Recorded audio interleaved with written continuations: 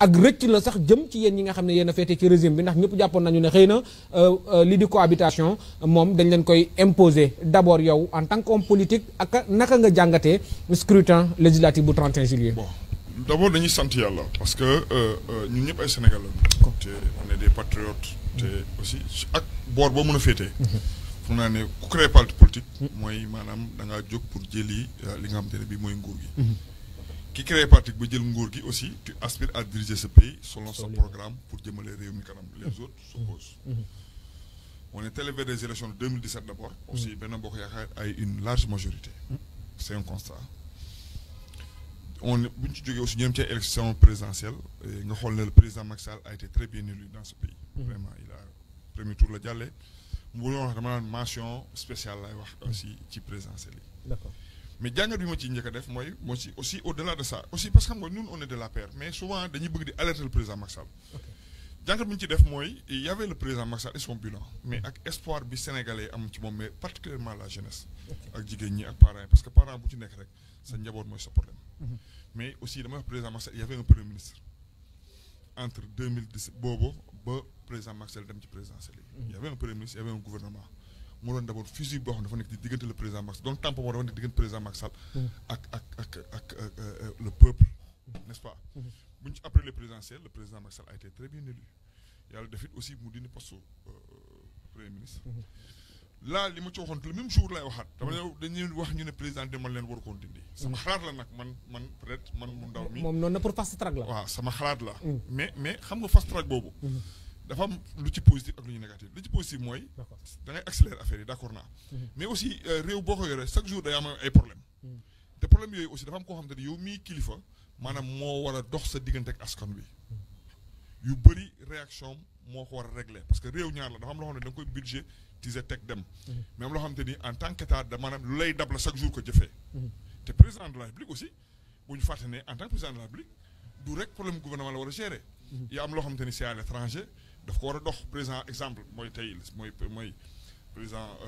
ci nu mu tudd Union africaine loolu di ay responsabilités yoo xamante ne bii même s'il est au Sénégal ni muy yore problème mu Sénégal noonu lay yore problème yu bëri ci àdduna bi loolu aussi pour man gàllankoor la ci président te loolu naa ko firnde après bu ñu ci jógee aussi leneen dafa am y a eu des remous tey je le dis gis nga président ku ko ba da nga ko wax dëgg y avait tey micro bi Modou Fall Aly Ngouille Ndiaye man wallahi du xam nga affaire parfois da ngay wax ñu ne non kii mën a ci ginnaawam y avait un Aly Ngouille Ndiaye y avait un Abdallah Dionne il y avait un Amadou Ba il y avait un Siré Dia mooy directeur général poste boo xamante ne bi kon man tey man anduma politiquement mais damay wax te yàlla tax boo xamante ni tax na aussi ñu boosté woon Benno Bokk Yaakaar boo nekk presque 40-46% à Thiès xaaral attends il y avait un Cheikh Kanté qui faisait moom ak Siré Dia liggéey boo xamante ni à travers ce pays di yaatal base APR pour que président Macky Sall aussi am sa te loolu dafa jàppale président ci élection présidentielle ku mel Mimi Touré am même dimension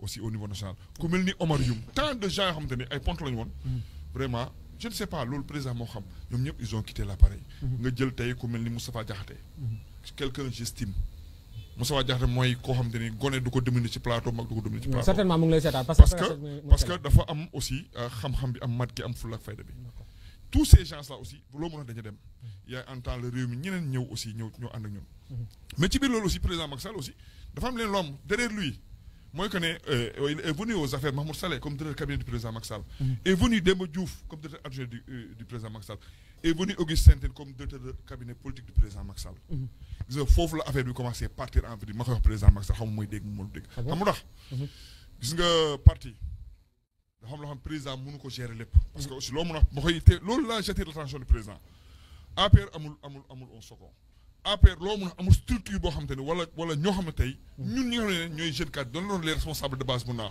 wax fu ñu mën a jokkoo parti bi wala président Macky Sall loolu indi loo xam te ne dafa indi rupture diggante le parti li nga xam te ne mooy base bi ak sommet bi leneen ci moo ci wax mooy ces gens yi nga xam ne ñoom ñoo doon yoroon affaire autour du président Macky Sall que ça soit Augustin Tine que ça soit Demba Diouf que ça soit Mahmoud Saleh mooy président Macky Sall ne ko lu bloqué wu ñoo ko bloqué wu lu yàq moo ko yàqal xam nga yàq fa la tàmbalee gis nga nit boo ko bëggee jàppale bu ko nëbb dëgg nit boo ko bëggee jàppale ci politique bu ko xañ ñi nga xamante ne bi amal nañ ko njëriñ.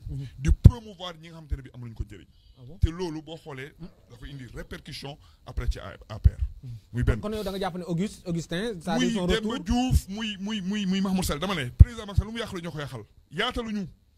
jàppaluñu kenn te buñu kenn dem tamit Modou Fall nekkul ay problème particulier sa diggante ak Augustin Tine aussi. non man j'ai parlé de Mahmoud Saleh. waaw mais dama gis ne insisté ci Augustin. non attends c'est les deux cabinets politiques. d'accord wax day leer. waaw d'accord. dama ne lemuloon APR ba ñu ñëwee ñoom la am. d'accord c'est ça la vérité muy benn. deuxièmement j'interpelle le président Macky Sall parti boo gis dafa am soubassement président tey réseau des enseignants bu APR da doon ba président di jël nguur ba bu mu toogee. premier septembre. loolu day loo xam te ne dafa dolli président Macky Sall. président Macky Sall tey qu'on le veuille ou pas réseau des enseignants. mooy celui du réseau. non dama ne. ok au Sénégal doxatul. d'accord ma jël exemple bu tey tu prends un jeune comme Mamadou Diène bu dëkk Thiès bu créé FAIRE muy loo xam ne ça regroupe les enseignants du Sénégal. su ma ko laajee président Macky Sall tey xamu ko et pourtant amul benn ville benn commune au Sénégal boo xam te ne bi ce jeune tegu fool li nga xam te ne bi permettre na tey au APR mu am fa soubassement. d'accord leneen lii deuxième phase bi mooy je le dis au président Macky Sall. APR tey COJER bii ñuy wax COJER am na lu central mais je dis au président Macky Sall que COJER dafa perdre pied dans ce pays. parce que blocage bu njëkk mooy. tey APR mooy punkalu APR ponte yi ñoo yor seen i jeunes.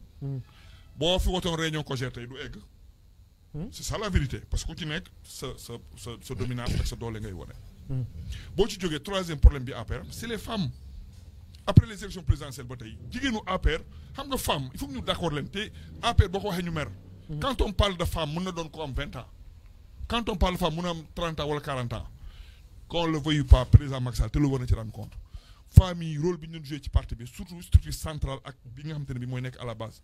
boo ci tey dafa perdre pied. muy quatrièmement muy loo xam ne APR daf ko raflé.